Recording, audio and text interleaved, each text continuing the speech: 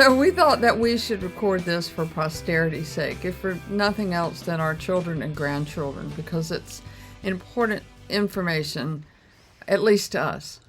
On October 1st in 2017, there was a horrific shooting in Las Vegas at the Mandalay Bay in which 58 people attending a country music concert were killed. And almost immediately, information began to come to the surface that something wasn't exactly right. They were blaming it on one shooter, but there was eyewitnesses were saying one thing, the police were saying another. There was all kinds of another situation that we didn't trust. And Bill began to do stories on it based on information that he was given, some by his fans. And one of his fans contacted him because he was a security guard, was not working on that particular night, but knew the building well, knew the protocols well, and said that they were lying in the news story about the fact that security guards did not need badges. Is that correct? It was something along those lines. That some question came up where the hotel ownership was lying about it. They were trying to basically disguise something. There are more rooms which shooters were shooting from than just the one. And whatever the specificity was, he addressed it and he explained a lot of things about the hotel and how it operated, etc. And so Bill interviewed him, put the interview up on his YouTube channel. And the next day, and Bill asked him in the interview, is it okay if we give your name? And he said yes. It was a telephone interview because at that time we didn't have the ability to do video interviews. But the man said yes, gave his name, gave his credentials, and the very next day he contacted Bill again and said, can you please either take the video down or take my name out of it, because he had a large number of missed calls on his phone, and so many that he just turned his phone off, went to bed, and he had voicemail messages on his phone that said, you should not have done that interview. It was wrong of you to do the interview. And he was so barraged with so many phone calls and sort of threatening remarks that he asked us to take his name off. Now, obviously, that told us a couple of things. It told us that we were right in our instincts that there was something not kosher about that shooting. We hit a nerve. We hit a nerve. We were over the target, as they say. Somebody did not want this information to get out. And then, some few days later, I was sitting on my, we had a screened-in porch where we lived. I was sitting on the screened-in porch. We had a gun range not far from where we lived. So I was used to hearing the gunshots and hearing people practice. I was used to how close the shots were and all of that. And I was sitting on that porch and I heard a shot. I knew it was louder, it was closer than any of the shots I had heard before. And I got up from my seat and I went in and told Bill, I heard a shot, it was louder, it was closer, and it hit something. I heard the bullet hit something. You said exactly. You came in and said, I just heard a shot, and it was too close, too loud. I said it was too close, too loud, and it hit something. I heard it. And that concerned Bill, of course, and he got up and looked around the area, sort of didn't see anything.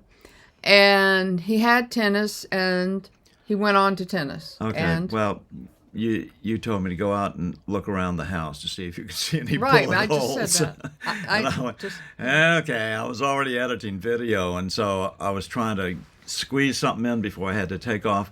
We were having a tennis practice. We were going to a state tournament. And so anyway, I went around the house and looked. Now, I didn't see anything, and just came back and got in my car, threw my stuff in the car, took off, and I took off the back way, heading for the tennis court because that was the fastest way.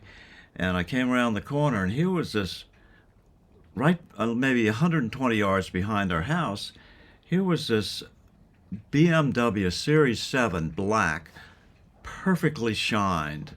This was a vehicle that had never seen dust before, but it was backed in to an old cattle gate, where the weeds were grown up a few feet.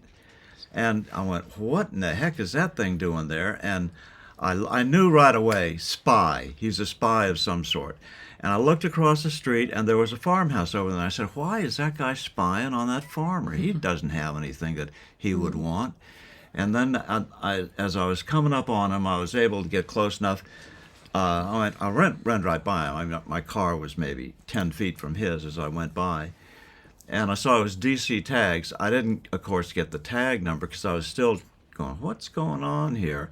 And I kind of got a look at him, too. He looked, unfortunately, like a Middle Eastern guy. And so then I went on down the road a little bit, and I got down the road about a mile and went, I'm just going to turn around and confront him. And so what are you doing here? And God spoke to me in the strongest way he ever has about anything. He said, if you go back, he will kill you.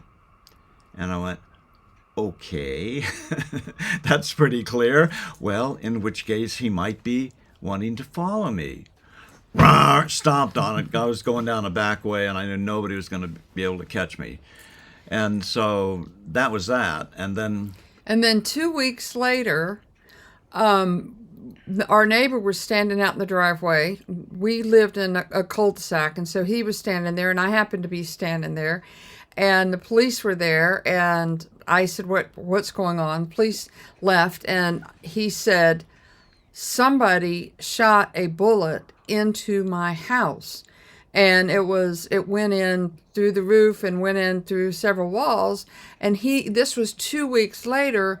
He had been out of town, so he didn't hear the shot when it happened. And this was a spare bedroom area he didn't use very often, so he hadn't been up there, but he was up there getting the room ready for his daughter who was coming to visit. And lo and behold, there's a bullet in the wall. So I, again, went and told Bill about it, and he came out, and you did some measurements of trajectory. And yeah, it went through... and what caliber was it? Do you remember? The police said it was a .223 round, which is known for its penetration power. It went through 3 or 4 pieces of wallboard. It went through just the very bottom bit of the shingles on the house, like he was trying to shoot through the top, but since he was too close, like maybe it was ranged in for 300 yards, and he was only 100 yards away, and so that would make the bullet go higher if he wasn't used to making those sort of calculations in his head. So it went through a little bit of the roof, and then 3 or 4 pieces of wallboard, including 2 sections of tile in the tiled bathroom, went completely through the bathroom, and hit the molding of the door, a bedroom door, on the other side of the house, and couldn't penetrate that. It fell down, and he saw it sitting in the hall. Yeah, exactly. And it wasn't like super deformed either. It looked like a bullet. Yeah. Well, he took a picture of it. Yeah, and so at that point, I was like, we realized that was probably was shot. Oh yeah, I lined it up. The trajectory, you could line it up, and it was exactly. Right. It came from right where that car was parked. Yeah. Bill knows how to do that kind of measurement. But then we kind of put 2 and 2 together and went, oh my gosh, because of the reaction that the security guard had gotten when Bill did that interview, and the timing of this, we thought, oh my, we weren't sure, but what we thought in our minds was that the guy was shooting at the house, hoping that Bill would come out to see what the heck, because he would have if they had hit, right. Which I did. But from the back of the house, our 2 houses looked really alike, and there was a lot of bushes around ours and not around his. So I walked around the house, and the guy didn't see me. Right, but so what we thought was that if he came out of the back door, that the guy would have shot him. And the other thing is when you actually Googled our address on Google Maps, Oh, it yeah. shows the house next door. They get the wrong house, and so from the back, and so if you're at the back, and we have to when you said it's backed up to a cow farm, there was a cow farm directly across our backyard. And so this was a working farm. But let me tell you, there are no farmers that I know that drive a black BMW, and they certainly don't have Washington, D.C. license plates. So we kind of had this in the back of our mind, and people get, there's all kinds of, well, we all know that people get killed in situations where there are stories that they don't want out. But then we have to fast forward. At the time, Bill had a fan who we will not name, but who is an investigator. And he emailed him and told him what happened. Now, we did not know what he found out at the time. We found out about this several years later in the future. But this investigated person, and this is an interesting fact to me, because a lot of people don't know this. Because of his credentials or his ability, he was able to pull up security cameras, even if you have one of those Ring video doorbell things, or if you have Any security camera on the street. Exactly. And he was able to pull up the security camera footage from that week that happened, and found the car, and it was on the street we lived on, and he was able to get the license plate from the car from the video cameras of the security cameras in the area. He was casing our street where we lived. And then he was able to run the plates and get the identity of the person, and was found that he was in D.C. The person had a D.C. address. Yeah, he was a contract killer. Yeah. And he then moved to the West Coast, where my friend lived, and my friend actually went and met him. Yeah, that was a funny story. This guy is bold, let me tell you, and he always carries a gun, and he has a badge and all that stuff. So yeah, but he actually ended up in the same Uber car with this guy. That's just too. That was not a coincidence. That guy is somehow, anyway. Yeah, this guy knew who he was, recognized him, and he could tell, and he didn't really introduce himself then. At that point, he just went in looking for him, and so then he left and went out and got in an Uber car, and this guy jumped in the Uber car with him. Yes, and I know. And so he said, we won't even say his first name. No, but we won't. But he said the whole time he was in that car, he had his hand on his gun. Yeah, and he was ready. Yeah. He was ready to get him in 1 second. Yeah. He said this is going to become a shootout.